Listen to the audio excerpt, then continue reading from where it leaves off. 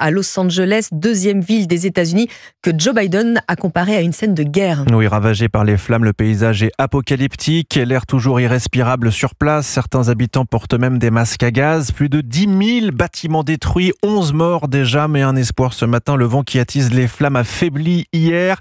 Un espoir dans la lutte contre le feu, dont les dégâts sont d'une ampleur considérable. Caroline Baudry.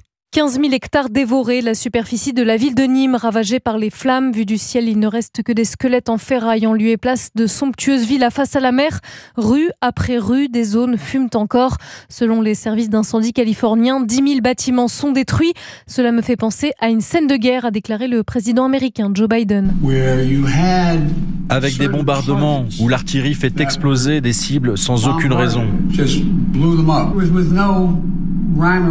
En d'autres termes, vous avez ce feu qui s'emballe, qui brûle tout, et 3 maisons qui vont bien.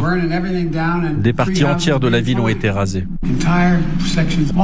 De nombreuses personnes manquent à l'appel, alors le bilan humain pourrait s'alourdir. Selon lui, 100 000 personnes ont pour ordre d'évacuer. Le coût des dégâts est estimé à plus de 130 milliards de dollars. Et Caroline Baudry, le gouverneur de l'État de Californie, demande une enquête indépendante concernant des défaillances dans certaines infrastructures de lutte contre les incendies.